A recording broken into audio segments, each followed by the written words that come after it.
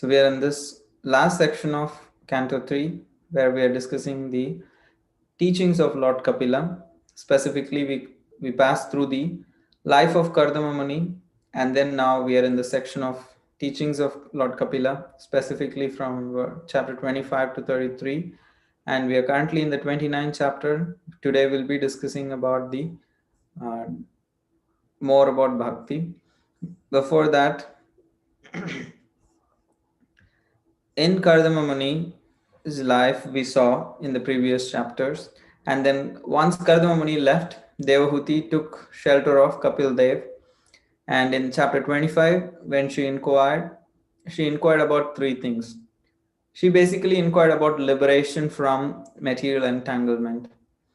In reply, Kapil Dev said, in order to achieve liberation from material entanglement, one has to process, one has to follow Adhyatmika Yoga. He said that Adhyatmika Yoga has Bhakti, Jnana, and Yoga. All these three. The Jnana is sometimes called as Sankhya. And then he said, out of these three, Bhakti is the best. And he described what is the process of devotional service. So that is the first thing he explained in chapter 25. What is the process of devotional service? After explaining that in the 25th chapter, since Devahuti had asked also about Sankhya and Yoga. Why she is asking? Because she wants to perform devotional service, but still she would like to know the details of these other processes. So out of inquisitiveness, she is asking, not because she considers them as a equal alternatives to bhakti, and maybe if she is convinced, she would end up practicing them. Not in that light. Because Kapil Dev himself says, out of the three, the best is bhakti, and that's why he sets to explain the process of devotional service first. And it's quite clear for Devahuti also what is being recommended by Kapila Dev. In spite of that, just to know about the other processes, she inquires about Sankhya and Yoga, and Kapila Dev explains Sankhya in the chapters 26, 27, and in 28 we saw last week, he explained more in detail about the Ashtanga Yoga process. So both of these, Sankhya Yoga and Ashtanga Yoga, both of these are called as Bhakti Mishra Gyan. The Sankhya process is called as Bhakti Mishra Gyan, and the Ashtanga process that Kapila Dev explains is called as Bhakti Mishra Yoga, because here there is a very strong mixture of bhakti in these Ashtanga and Jnana processes, and that is the distinguishing flavor of the Ashtanga process and Sankhya process that Kapila Dev explains. That's why Kapil Dev is all, Shil Prabhupada says there is an imposter Kapila, there is an imposter Kapila, there is an imposter Kapila. Prabhupada, every other place when he gets a chance, he would write that. Because there is also another Kapila Dev who wrote Sankhya philosophy, and that is actually atheistic. And not just that, he also had a disciple, same like Kapil Dev, same name. I'm forgetting the name. And his father also name is Kardama Muni. That's why here Prabhupada, wherever he writes Kapil Dev's name, he says Devahuti's Kapila, because that Kapila's mother's name was not Devahuti. That's why he always says teachings of Lord Kapila, son of Devahuti. So that is why son of Devahuti is used as a distinguishing element factor. So this son of Devahuti, Kapil Dev, and his system of Sankhya and his system of yoga is very devotional. Last week we saw such beautiful verses, Sanchintayed, and all these amazing verses. Hasam Hare Ravanata Akila Lokativra. So all these amazing verses about the form of the Lord. Very, very devotional, even though there is a yoga element in there. And this week we are going to see about Shuman Prabhu, you have a question? So just one clarification. You know this Ganga Sagar, right? Yes. This is same Kapil Muni or the Yes. atheistic This Kapil is Muni? same Kapil Dev. After, even if you read the third canto in the 33rd chapter, after he explains all these teachings to Mother Devahuti, he retires to Sanganga Sagar. It is clearly written in Bhagavatam also. Okay, okay. He retires to Ganga Sagar, and Devahuti continues to perform and perfect and go back. So, oh Lord Ganges coming, that Bhashma Karna, all Yeah, this yeah, is this that Kapil ninth Dev canto only. also you will see the same Kapil Dev coming as part of Sagar Maharaj's story. Okay. So where? So who is this?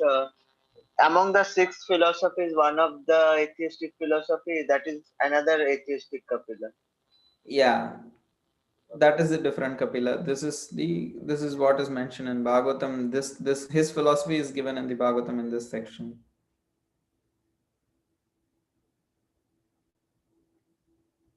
Does it answer your question, Prabhu? Yes, Prabhu, please continue. Okay, yeah, Krishna. So here, now that Devahuti is satisfied by hearing about Sankhya and Yoga, Sankhya in the chapters 26 and 27, and about Yoga 28, specifically these are Bhakti Mishra Sankhya or Bhakti Mishra Jnana and Bhakti Mishra Yoga. She's very satisfied to know about those processes. The inquisitiveness is satisfied. And he again desires to hear about bhakti with its different types because that is the main process she wants to perform. So she has more questions about the Bhakti Yoga. So in 29, she again requests Kapil Dev to describe about Bhakti and also specifically Bhakti which is affected by the three gunas and pure Bhakti, the difference. And also she wants to know more about the power of time and also about samsara, the repeated cycle of birth and death. So we will see the reasons why she is asking why these three topics seem to be disconnected. One is about bhakti and its types, and the other one is about the power of time, and the other one is about samsara, the birth and death of the living entities. So those three seem to be disconnected. So as we go, we will see what is the connection when we explore the verses. So this chapter 29 has 45 verses, and the first section, questions are asked by Devahuti to Kapil Dev. After hearing the questions, Kapil Dev is very, very pleased, and he begins to answer the first question that he asks in this chapter.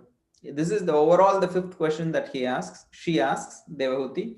But in this chapter, the first question that she asked is about bhakti. So he speaks about the various types of bhakti, and then he continues to speak about the offenses which are obstacles in the path of bhakti and its solution, and then he speaks about gradation of jivas, and then last, towards the end of the chapter, after finishing that type of bhakti question, he starts to answer the nature of time.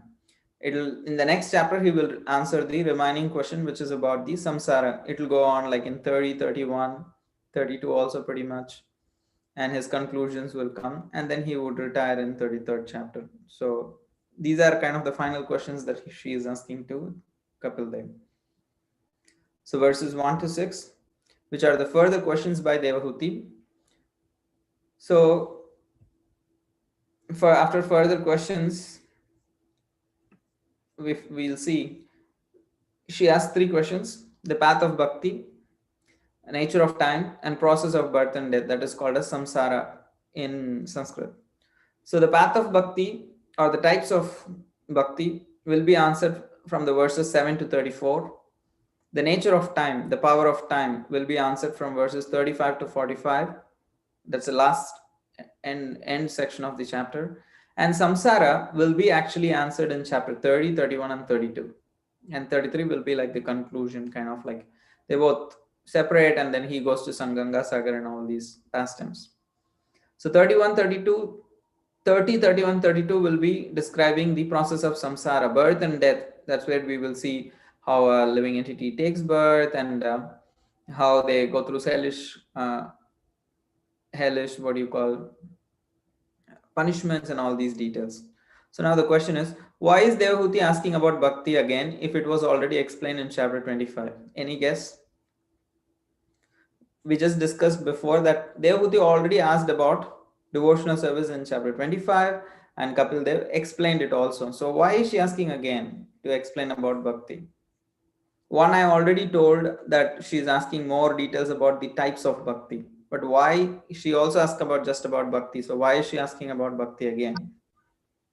Is it because Prabhu pure bhakti, not Mishra bhaktis?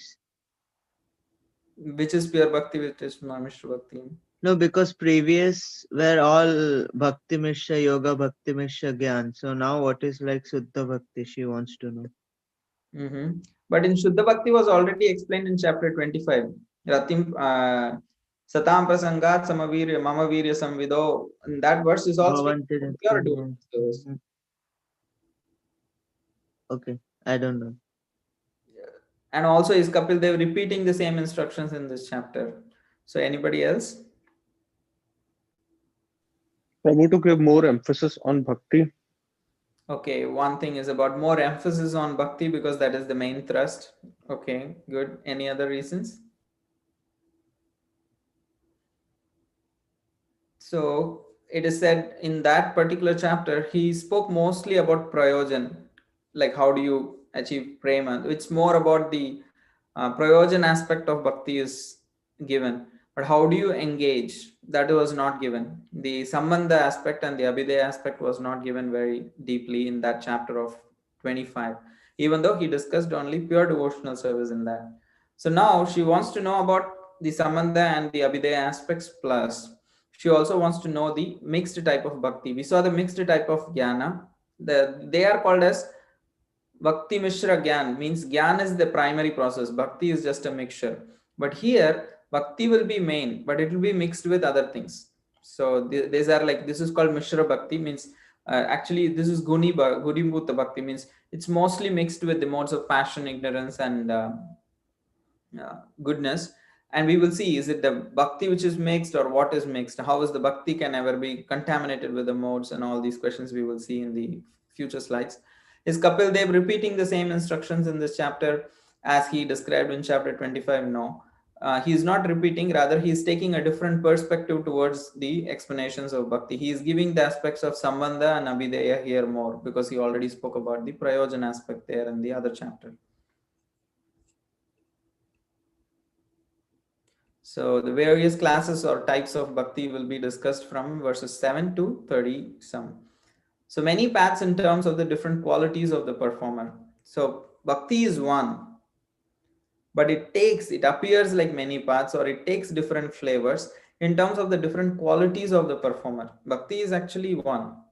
It depends on it feels or it takes different flavors because of the different qualities of the performer. So what are those qualities of the performer? So when the performer of the bhakti is in the mode of ignorance and the performer has and what is the what how do you decide whether he is in mode of ignorance, passion, or goodness? If his intentions of envy, violence, pride, and anger, while performing bhakti he has strong intentions of envy, violence, pride, and anger, then he has a bhinnadri, he has a separatist mentality. He has no compassion actually, because he cannot be compassionate because he is seeing himself different from other living entities. He is seeing other living entities as different from himself, and he is not able to see the presence of the supreme lord in these living entities. So he cannot be actually merciful to other living entities. And if the particular uh, practitioner of bhakti is in the mode of passion, if he has desires for material enjoyment, fame, and opulence, that is also a separate mentality. He also sees others as someone who's this person is more famous, apt to become more famous than this person. So there is a separatist mentality there also. Then the desires for objects other than the Lord. Lord is not the only desirable object. He is not the only sadhya, only goal. There are other objects which are desired. And the same with goodness. When a person is in the mode of goodness and when he's trying to perform bhakti, he mainly wants to get out of this material suffering. He wants to worship the Lord, he wants to offer his activities to the Lord, but mainly he's praying in the heart of the heart that I get out of this mess. I get liberated from this whole cycle of birth and death. That's what he is main. I don't want the material world. I want to get out of this place. That is the one of the primary focuses. That's what this person is praying for. This person is performing devotion service for that. So he is also Pritak Bhava because he has desires for liberation. So bhakti does not become tamasic, rajasic, or sattvic. It is the performer of the bhakti who may be in having those qualities. So now the question is, How do I know whether I am practicing mixed bhakti or pure bhakti? What is the sign that I am practicing pure bhakti, or what is the sign that a particular person is practicing mixed bhakti? In one sense, it's quite difficult to say. At the same time, if you see the Sanskrit verses, I haven't put the Sanskrit verses up. If you see, they will use the word abhisandhaya. Abhisandhaya means the he is performing, especially this ignorant person, the person in the mode of ignorance, this devotee is performing devotion service with the goal of causing violence to someone, causing because of his envy out of someone. That is his main thrust.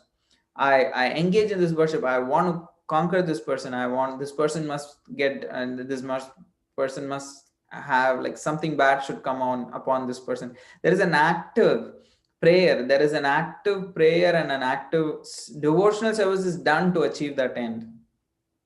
So then that becomes like tinged with ignorance. But if a devotee is simple, as Krishna says in the 11th canto of Srimad Bhagavatam, if that devotee is a simple hearted person, he has achieved he understands the goal of life is to become servant of Krishna, and all kinds of sense gratification has to be given up, and he has aroused some faith in hearing about Krishna. And in the process of executing those devotion services, he may get angry on another devotee, he may become proud, he may desire some name and fame, he may want to be freed from karma. That is something different.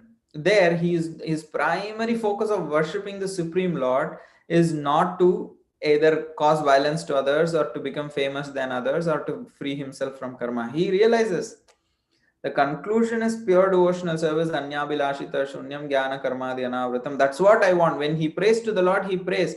My heart is filled with all these pride and fame and a desire for name and fame and desire to be liberated. I don't want these things. You take away these desires. I don't want. I only want to be your servant. He prays for that.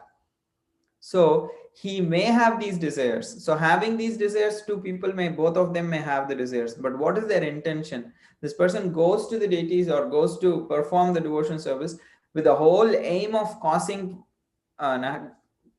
pain to others or damage to others or to become famous. That is the main thrust of worshipping.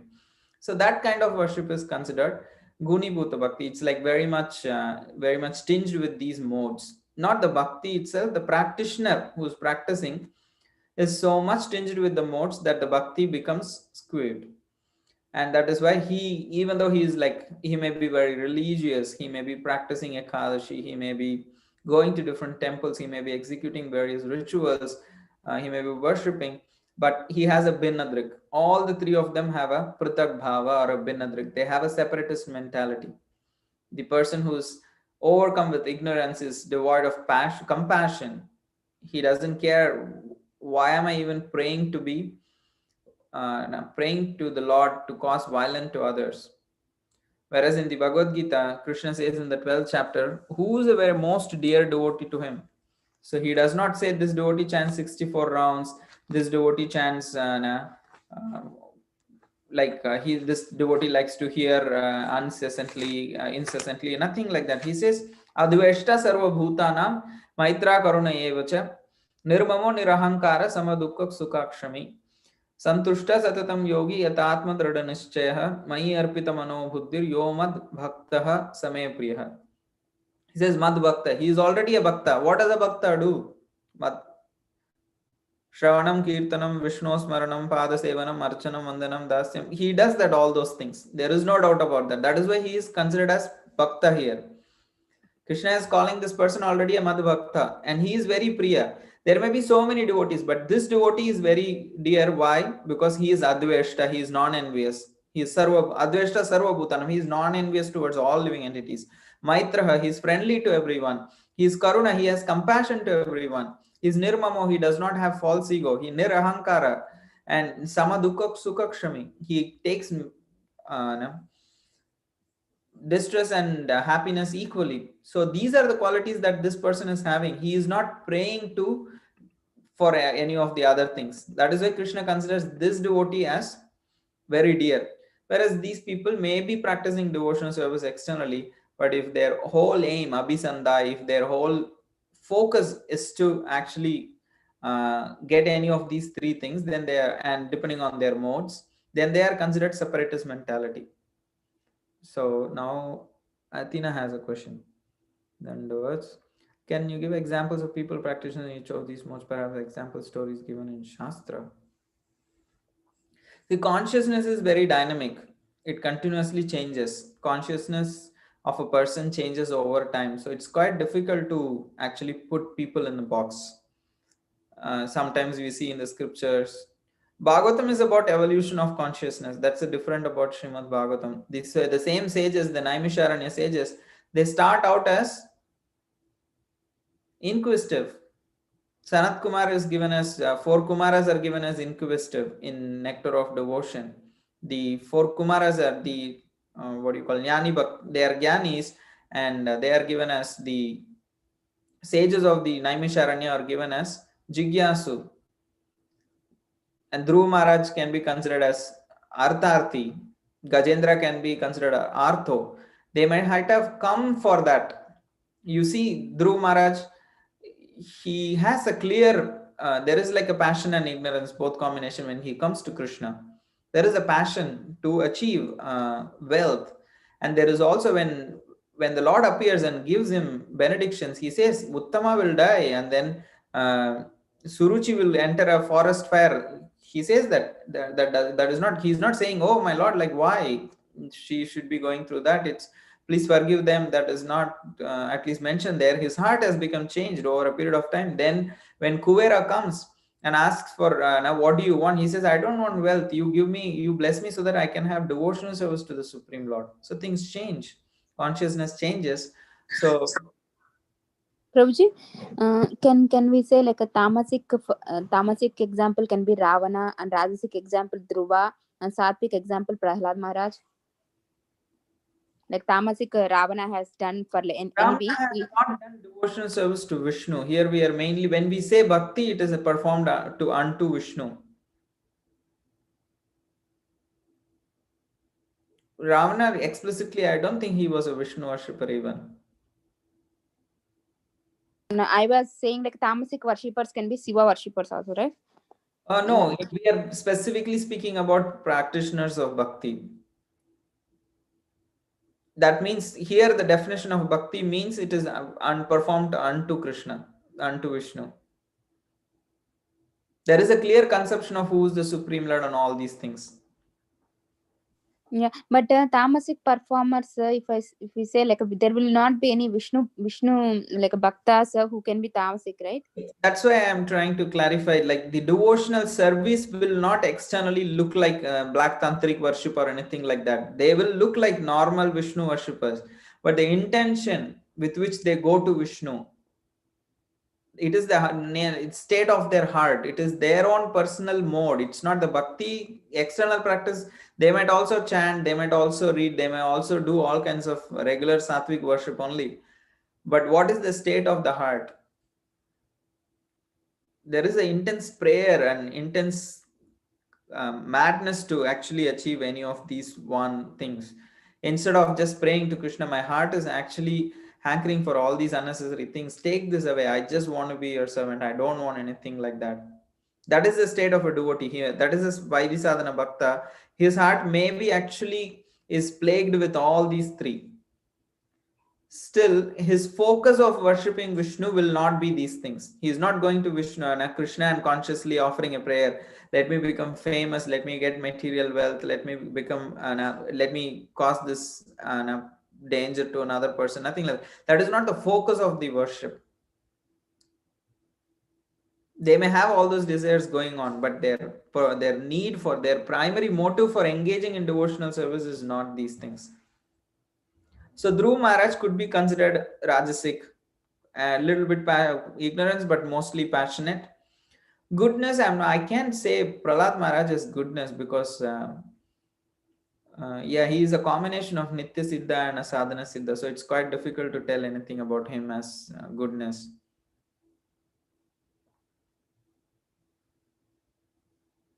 Hare Krishna. Yes, Gautam Prabhu. Can I ask, so then, if one is a pure devotee, then this bhaktas sadhana, or I guess practicing bhakti, is outside of these three modes. Is that correct? If I understand your question, you are asking if one is practicing pure bhakti, even if he is a Vaidhi sadhana bhakta, he is out of these three categories. He is not falling under these categories. Yes, that's correct. That's my question. Yes, that's as we explained. If he is a Vaidhi sadhana bhakta, basically, where is your seed coming from? Where is your, like, if you're receiving things from a proper bona fide place, and if your motivations are right, if your Anyabilashita Shunyam is your standard, is your aspiration is Anyabilashita Shunyam, you may be anywhere, but your aspiration should be very clear. Okay, Anyabilashita Shunyam is my aspiration. Anukulyana Krishna Anusevana Shilanam. If the aspiration is set right and one is following in the footsteps of the right acharyas, then he may have in his heart many things. Krishna also says in the 11th canto in Uddhava Gita, like Jata Shraddha Matkata Adishu, means if somebody has awakened some faith for hearing Krishna Katha, still he may be unable to give up certain things. He may be Anishwara, he may not have the ability to control his desires and his senses like that. He may struggle with that. But he should just happily just depend on Krishna and do devotional service. He should not become discouraged. He should just happily perform devotional service. Krishna says, just happily chant and depend on me. Don't worry about anything. So if as Vaidhi Sadhana Bhakta has that kind of an attitude, then he is a pure devotee. Does that answer question or create more questions? So I did not think- understand. I did. I think that created some more questions as well. I know that's Sorry, my original question, I apologize, was without just a pure devotee. I guess you're saying it's, I guess, the definition of pure devotee. If one is a Nitya Siddha, or one that has reached prema bhakti, one's consciousness, it's pure bhakti. It doesn't fall under these modes. I'm not sure if I'm being clear, but I guess I'm just trying to understand, because the modes are still binding, and so anyone practicing even the mode of sattva, goodness, means has not reached prema. And so I guess my question, I'm just trying to clarify, if one has reached the ultimate goal, pure bhakti, pure prema, then actually that person's bhakti is outside of those three modes. They're beyond the modes. Is that correct? It's not even classified as sattvic bhakti. Is Vaidhi Sadhana Bhakti classified as Sattvic Bhakti? Yes, Who says that? me. Is this Shuman Prabhu? Yes. Okay, Vaidhi Sadhana Bhakti, is Vaidhi Sadhana Bhakti Sattvic Bhakti or is it Nirguna Bhakti? It depends upon the consciousness of the practitioner. See, that is why I'm saying there is this. Okay, let's go. I'm understanding what is the confusion happening here. When you call generally pure devotee, we think someone who is exhibiting like all the sattvika, ashtavya, sattvika vikar, like the symptoms of love of devotion, ecstasy, and who has achieved prema level. Generally we term them as pure devotees. We don't consider regular practicing devotees as pure devotees. That is in terms of perfection.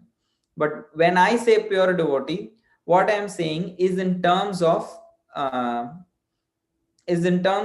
proper state of aspiration. One is aspiration, one is perfection. In general, we call, oh, Prabhupada is a pure devotee. I'm a fallen person. Yes, that's true. I'm a very fallen, and Srila Prabhupada is a pure devotee because he has achieved perfection. And he might think that he is also fallen and somebody else is perfect. That's a different story. But in terms of generally, we call someone a pure devotee who has achieved perfection, who has come to stage of bhava, prema, like that. And anyone who's in the Vaidhi sadhana range, we consider them as devotees, but we don't call them pure devotees. because they have not achieved perfection. But when I use pure devotees, when I say a Vaidhi sadhana bhakta, when Krishna says, just happily perform bhakti, if your aspiration is right, if anya bilashita shunyam is your aspiration of your life, you don't have any other aspiration. When you go before the deities, and if you are going to die in this moment, if you're asked to pray, what will you pray? Will you pray for, I want to be famous in my next life, I want to be liberated from this cycle of birth and death, or I want this thing to happen to him? Or you want to say, I want to be a servant of your servant of the servant, life after life, I want to serve you? What will you pray for? That's what is the aspiration. So if that aspiration in the right place, and still you are qualified to be called as, your shraddha is pure. When I call a pure devotee, I mean by your shraddha is pure. Your shraddha is not mixed. Your shraddha is in the right place. And you also qualify. A Vaidhi sadhaka who is struggling, who has a pure shraddha, can be considered a pure devotee in terms of his aspiration. Say when you join a engineering college, degree college, or any kind of college, the first year you have enrolled. So you are still, like, if someone asks, what are you doing? Like, I'm pursuing a master's in such and such. And once you will get a job once you complete it, but still you have already enrolled. You're almost considered, unless you get the degree, you're not given a job, still you are in a master's program. So Vaidhi sadhana bhakti, still you are into that university, you have come into the pure bhakti arena, you have walked into that particular realm.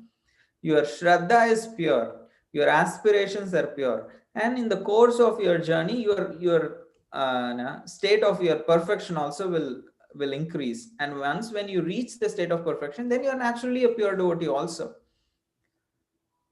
So when I say pure, what do I mean? Do I mean about the perfection, or do I mean the aspiration? That's where. Here I'm speaking about the aspiration of the person. Whether he has achieved the perfection or not, I am not speaking about that. I am pointing at the aspiration of this individual. This individual who's practicing these three kinds of bhakti, his aspiration is this. His aspiration is envy. His aspiration is violence, pride, and anger. His intentions, he's practicing bhakti to achieve that. That is why this kind of bhakti is considering comes under modes, and it's quite a low quality. And if they are fortunate to get the association, these are mostly almost religious people also, you can say. Of course, even, and you can just say anyone who they are just by their external appearances. Still, a follower of Srila Prabhupada in general, however fallen that person may be, there will be a Shastriya pure Shraddha. I mean, that is very clear in Prabhupada's books and teachings. What should be your ultimate aspiration? So we need to protect that aspiration. We need to understand, in the association of devotees, in the course of our lives, we should not actually lose that pure aspiration that we have achieved, that we were given by Srila Prabhupada when we came to devotional service. That simple faith that we acquired as young devotees in the association of devotees, that Shraddha we should protect and we should grow. That is actually the Bhakti Lata Beej. Thank you so much. I love that explanation, and it's clear what you're clarifying is what means pure devotee. I guess going back, my question is Actually, Balakrishna Prabhu is quoting a proper quotation. Srila Prabhupada is saying, all of my disciples are pure devotees. Anyone sincerely serving the spiritual master is a pure devotee. Here, the aspiration part is being called out. It's not that they have achieved perfection. Maybe that some of his disciples may even fell away. But still, if they're, oh, no problem.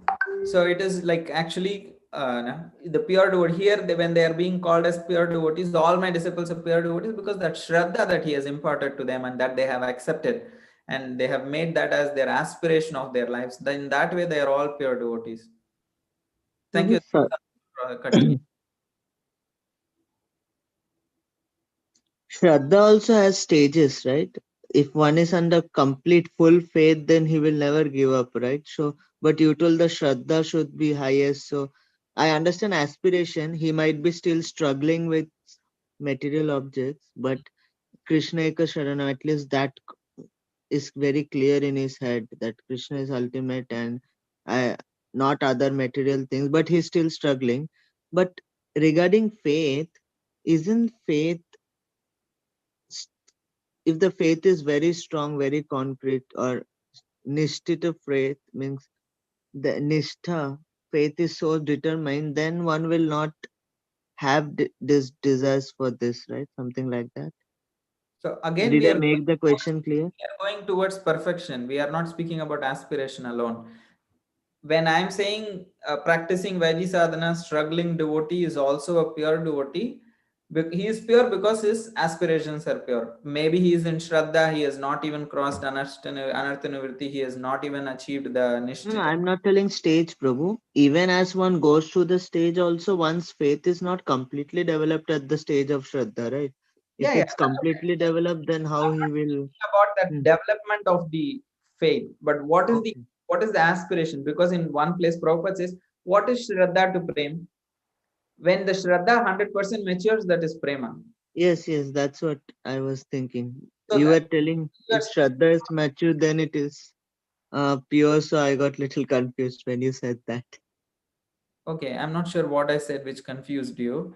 Okay, What is that? okay. You told about Shraddha. That is what confused me more. I understood aspiration wise, his aspiration is pure, but he might be struggling. His goal is clear, but What he is might be struggling. and the difference between aspiration and Shraddha? Shraddha means faith, right? Aspiration is also coming from that faith only, right? Why will I aspire that Krishna is the goal of my life if I won't have faith? Means you kind of understand, but you have not completely realized. Therefore, the faith is not very concrete. Yeah, that is a beginning If stage. the faith is concrete or determined, then you will be little different than.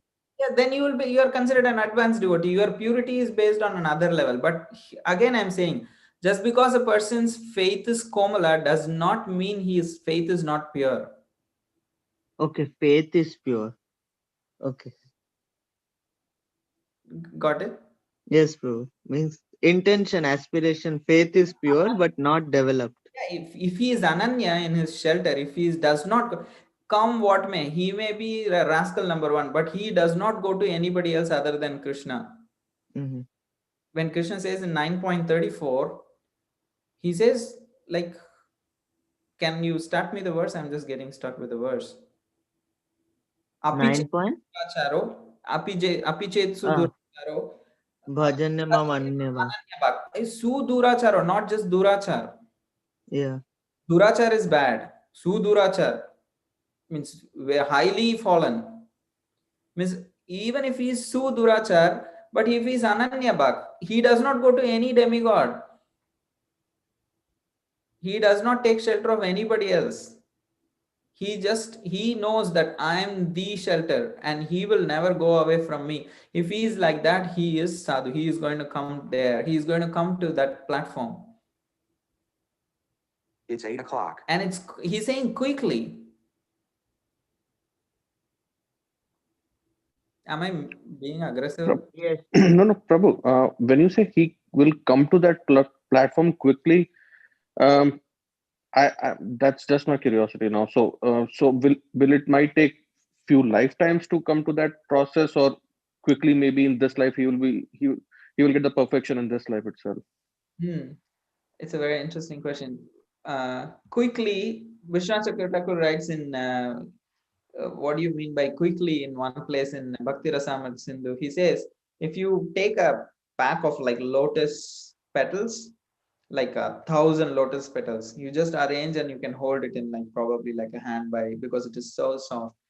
And how much, like when a needle passes through the lotus petals, how quickly it can pass through. It can just pass through like this.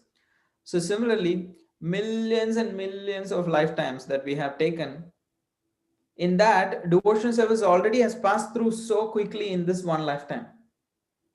Unlimited number of lives that we have taken, all that karma and like what you call sanskaras, it has passed through so quickly. And even if it takes like a few more lifetimes, he says that is also considered in the eternal time frame. A few more lifetimes is also quicker actually. So million is also few, Prabhu, compared to eternal. See, that depends on our eagerness. Krishna cannot vouch for how quickly we will go. It depends on our us. If we are really serious, then it is we will take it seriously and we will do it. Krishna is only saying, yes, the process of bhakti can quickly deliver you. So that's all he can do. Okay, Prabhu. Does it answer the question? It answers, Prabhu. Yes, in the realm of the eternity of millions of life, quickly still can be few more lives. So we have to consider the realm of the eternal time, the millions of life we have passed through already. Hmm. Yeah, uh, true. In the when you see the time frame, when you see the time scale on a very higher level, our one lifetime is like a frame in a movie. In that sense, even if it takes, say, our attitude as a devotee should be, yes, I'm going in this life. But also on the other hand, even if it takes 100 million lifetimes, I'm not going to give it up. I'm going to continue to try. That's why when Sri Chaitanya Mahaprabhu abandoned Mukunda, and he was told, Sri Chaitanya Mahaprabhu said, you will come back to him after thousands of lifetimes. He said he was dancing because what it means to take thousands of births. Ultimately, I'll come. At least there is a guarantee that I'll go to Krishna. So then, seeing that attitude, Chaitanya Mahaprabhu said, please bring him, because that is the attitude that whatever it takes, I want to go to Krishna. I will try my best, but in spite of all my best, even if I won't land up back in with Krishna in this lifetime, that's okay. I'm just going to continue to practice. Yes, Prabhu. Makes sense. Where were we in our presentation? What is the time? 8:03. Uh, any other questions?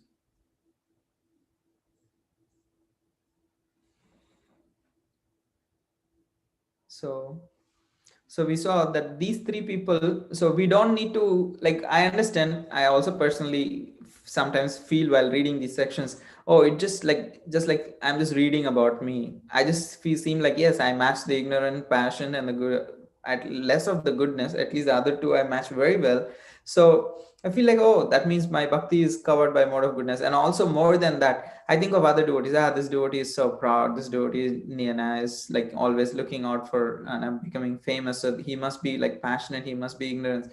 But actually, we should not be very quick to judge anyone. All these scriptural things is to judge our own devotional service.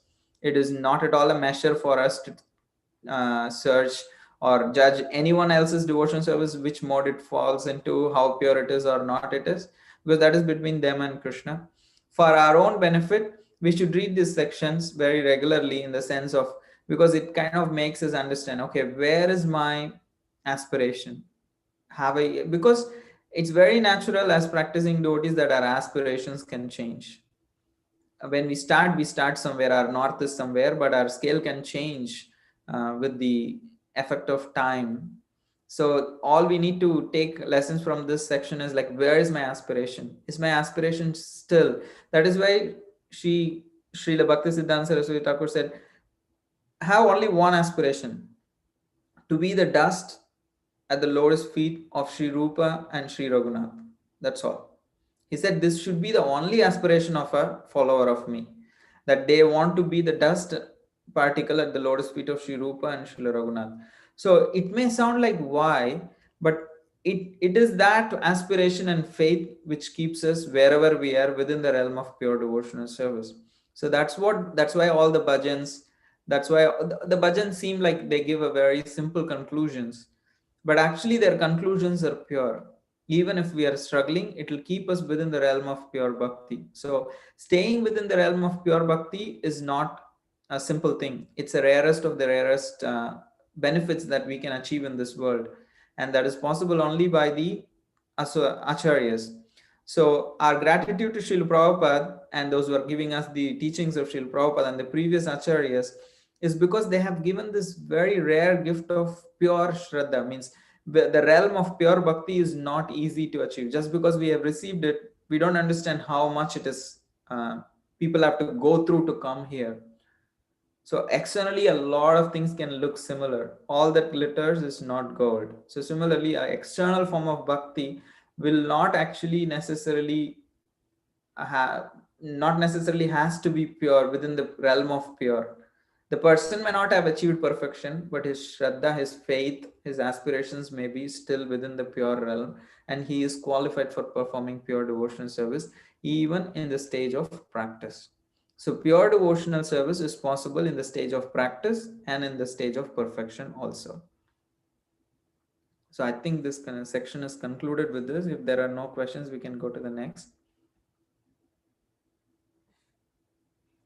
So there are some questions that I posted here. If bhakti is internal energy of the Lord, how can bhakti be contaminated by modes? Anyone wants to answer? You just answered. You said it is not the bhakti, it is the performer of a bhakti whose intentions is covered by the modes. Perfect.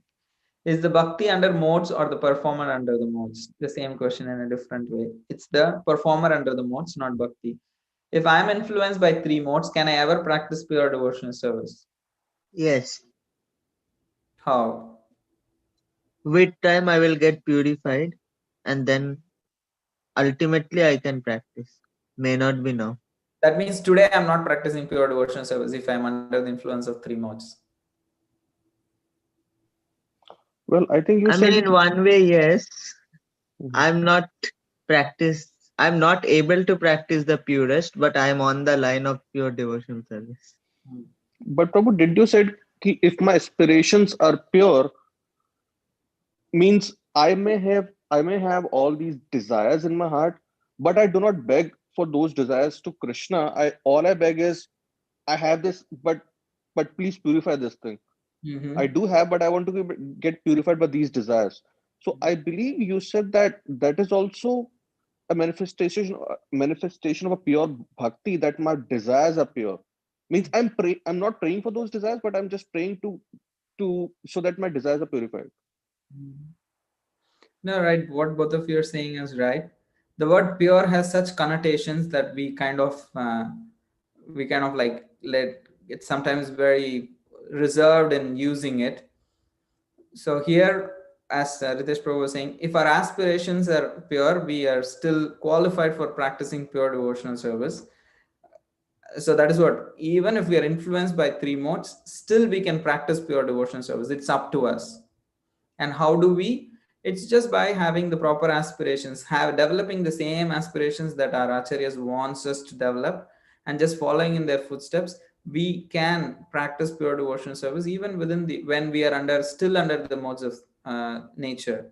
But by the course, in the course of practice, we can become mamchyo vyabacharena bhakti yogena sevate sagunan samati taityan brahma bhuyaya kalpate. Krishna also says Mamchayo avyabhacharena bhakti yogena sevate. So what will you call that bhakti which is avyabhacharena bhakti yogena sevate? And with that, because of that bhakti, he will become sagunan samati taitan. So avyabhachari bhakti is what kind of bhakti? It's not going to be gunibhuta bhakti. It's that avyabhacharani bhakti that Krishna is saying, that is ananya bhakti. It's only shelter is Krishna. There is no other shelter. Then True, that, one doubt. yes, Prabhu. So here we are not talking of Kevala Bhakti or like Shuddha Bhakti in that terms. We are talking about something like Pradhani Bhuta Bhakti and such things. No, when I say can I ever practice pure devotional service if I'm influenced by three modes, I'm speaking about pure Shuddha Bhakti only. Okay, can I ever, but not that I'm currently practicing That Shuddha depends Bhakti. on my consciousness. Okay. So But can, even, okay. yes, it's possible, right? So if aspirations are pure, is it Shuddha Bhakti or one should be on the platform of Shuddha Bhakti to practice that? What That's little confusing for me. your aspiration should be first clear for you to like. Are you anukulyena Krishna anushilanam? Is Krishna your only object of shelter? Okay. So that from there it begins. Anyabhilashita Shunyam is still there. So for you to be fully like achieve perfection, but if you're Ananya, if you're like kind of an person who's exclusively taking shelter of Krishna and your aspiration is to become a servant of Krishna and you are following a bona fide Acharya, then you're still qualified for you come under the realm of pure devotional service. You may not have achieved perfection.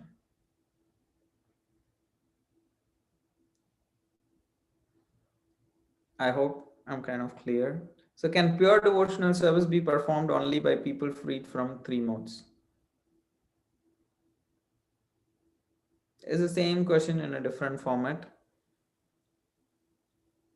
Depends on the individual's aspirations and sincerity and seriousness.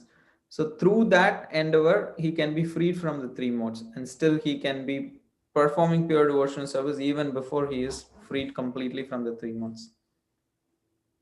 Any questions? What is the time? Maybe the rest we can see next week also. If you have some questions, we can take and close it.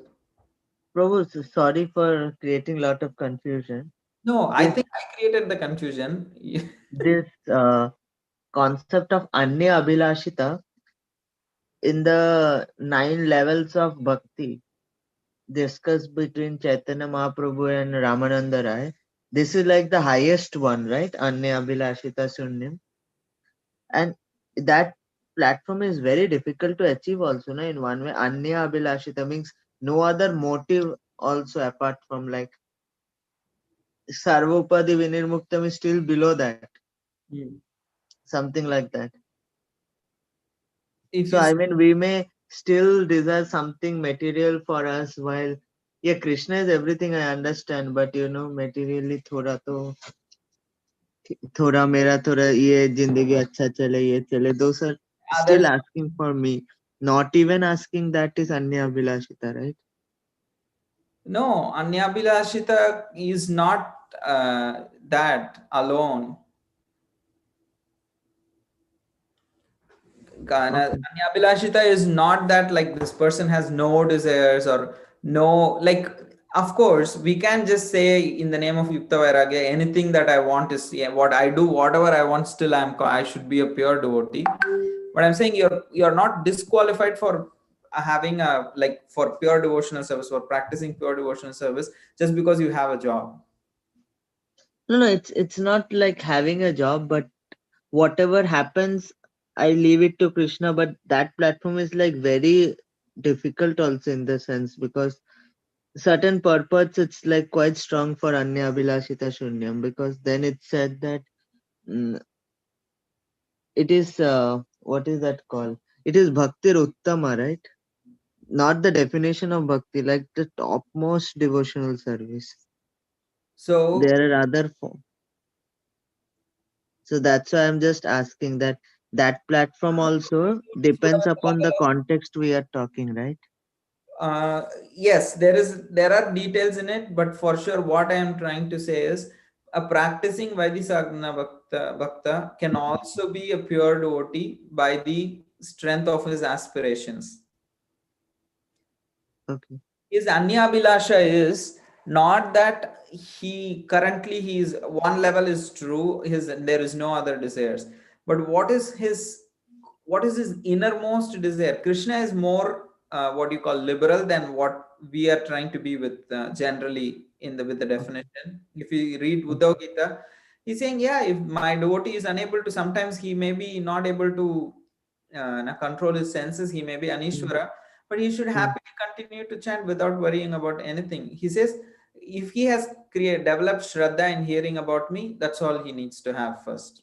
11, 22, 20. Yeah, so that is what he is giving. He is being more liberal in including devotees in that area.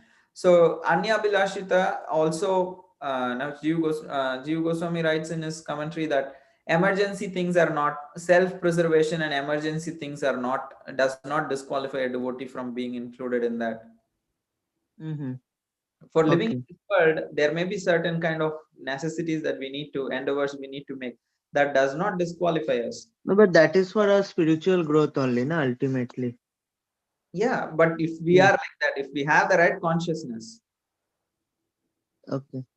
so when I'm like trying, if somebody is working and I'm looking at them, I cannot think, oh, just because this person is working, he cannot be qualified for pure devotion service. No, for maintaining body, if he's working and family, then that's the thing. But if And that person has to have the consciousness. If he thinks differently, that is his problem. okay, We need not apply these like for others in general. We are trying to understand, so it's fine, it's not a problem. But I'm saying again, these particular definitions are for application mainly for on our own selves. hmm, Any situation, any kind of life, any kind of situation in life, you can be anyabilashita, and having some self-preservation desires or some emergency situation, something like that, does not disqualify one from being a pure devotee or anything, practicing uttama bhakti. So it's not that I'll only practice uttama bhakti in the stage of prema bhakti. Uttama bhakti is supposed to be practiced from the beginning. From Vaidhi sadhana, you are supposed to be a uttama bhakti only. You are supposed to practice. yes, bro, very clear. Thank you. Okay, devotees, we only went through